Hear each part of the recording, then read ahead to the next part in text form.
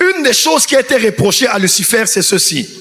Plus d'une fois, on a parlé du mot commerce. Commerce. Commerce. Dis avec moi commerce. Dis encore commerce. Lorsqu'on reproche au diable une raison qui a fait qu'il soit détrôné de sa place de dignité, était le fait qu'il avait un genre de commerce qu'il faisait ou une manière de commercer qui ne plaisait pas à Dieu. Dis avec moi commerce. Vous savez que dans le monde spirituel est un monde des transactions. Est un monde des transactions. Est un monde des échanges.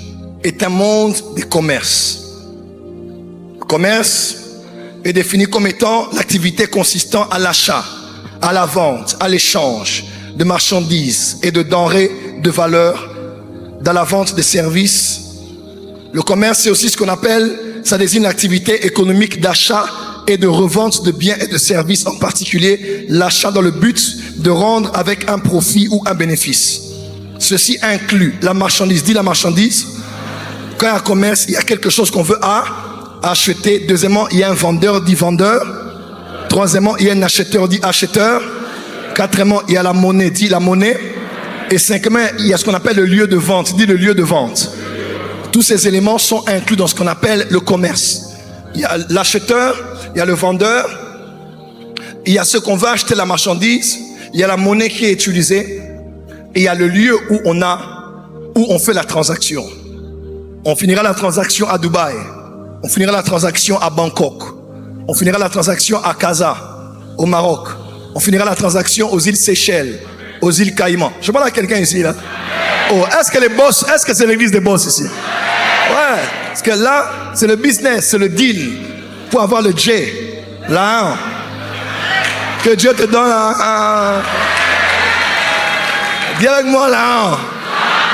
Et dans le monde spirituel, c'est ainsi, que tu le veuilles ou pas. Dans le monde spirituel, dans le monde pré-adamique, Lucifer était reconnu pour être quelqu'un qui savait commercer. Et sa manière de commercer était vue devant le trône comme étant quelque chose de très mauvais, de très mal. Mais Lucifer connaissait déjà dans le temps l'art de marchander, l'art de commercer, l'art de la vente et de l'achat. Remarquez avec moi, dans Romains, lorsque Paul décrit l'état de l'homme animal, il dit qu'il est vendu au péché, vendu au mal. Parce qu'à vrai dire, pourquoi Jésus est venu nous racheter? Il est venu nous racheter parce que lorsque Adam a péché, nous avons tous péché avec lui. Une poule qui veut mettre bas et qui a des petits en elle, lorsqu'elle tombe dans un trou, tous les petits qu'elle met au monde, hein, n'est-ce pas, qu'elle met bas, naissent dans le trou avec elle. Puisque Adam est tombé, nous sommes tous tombés en Adam. Puisque Adam a péché, nous avons tous péché avec Adam. Et Adam nous a tous vendus. Aujourd'hui, ceux qui n'ont pas Christ n'appartiennent pas à Dieu. Ils appartiennent à Satan. Voilà pourquoi on ne naît pas enfant de Dieu. On devient enfant de Dieu. Tous les humains sont des créations de Dieu. On ne les juge pas. On n'est pas là pour les avilir. Quelqu'un m'entend? On les respecte. Mais écoutez-moi. Un prisonnier, peu importe combien il est bien parfumé, et il est bien habillé, il demeure un prisonnier. Oh, mais cet homme veut m'épouser, il est gentil. La gentillesse n'est pas un don spirituel. Et n'est pas un fruit de l'esprit. Et crois-moi, si tu veux épouser un païen, Satan est ton beau-père.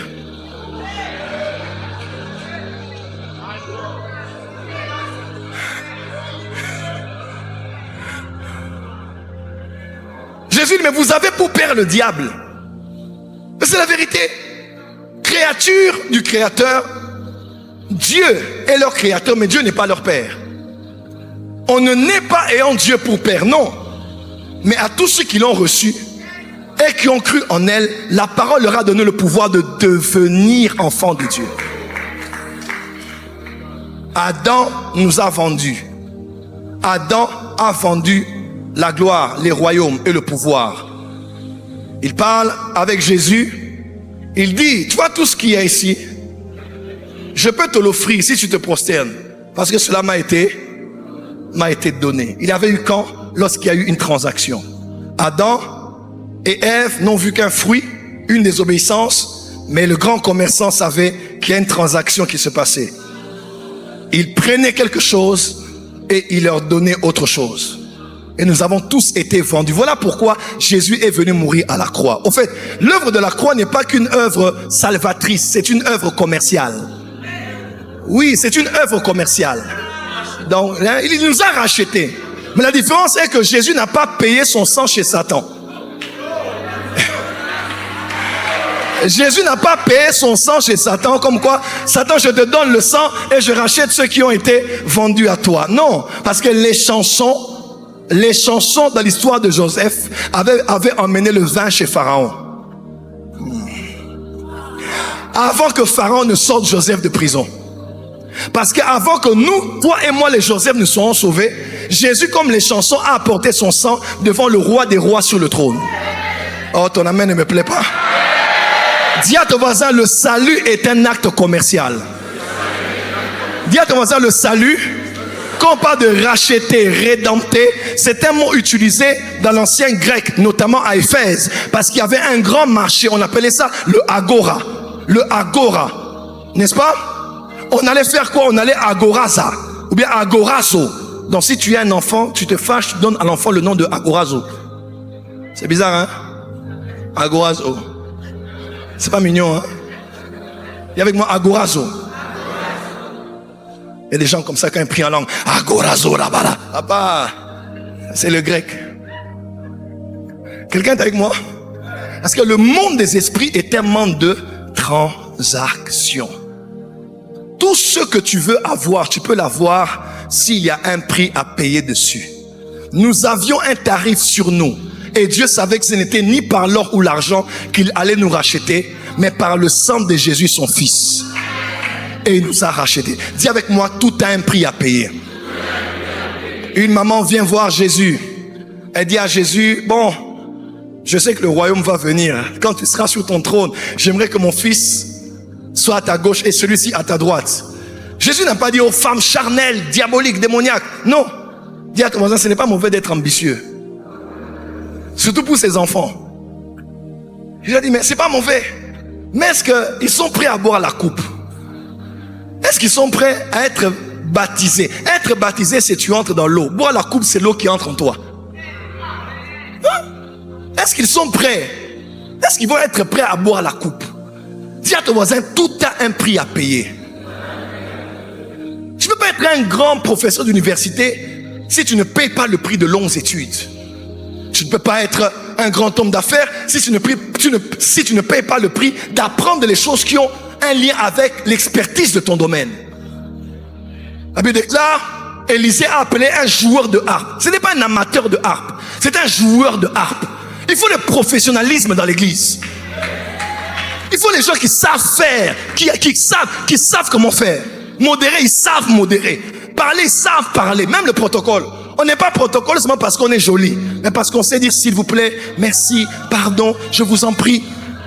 Moi j'ai dit ça dimanche dernier à l'église, non? Dimanche dernier, j'ai dit aux gens, dimanche chez moi à l'église, j'ai dit aux gens, j'ai dit les protocoles là. Fais un protocole comme ça, mets-toi ici. Ah non. À l'église, on est comme les hôtesses dans l'avion. L'hôtesse, même quand tu l'énerves, un verre de vin, non pas de vin, de cognac, pas de cognac, de whisky. Monsieur, s'il vous plaît, il n'y a pas de whisky à bord. Alors je ne prendrai plus rien. Mais ils vont tout faire pour apaiser parce que ce sont des pros. Dis à ton voisin professionnel. Je te donne un principe dans la vie, entoure-toi des meilleurs. Dans la vie, entoure-toi des professionnels à tous les niveaux. L'amateurisme n'est pas permis à un certain niveau de vie, à un certain standard de relation, à un certain niveau d'élévation. Je prie que Dieu t'entoure des personnes professionnelles qui vont te mettre au repos et de la paix au nom d'eux. Dis avec moi la loi de la bipolarité.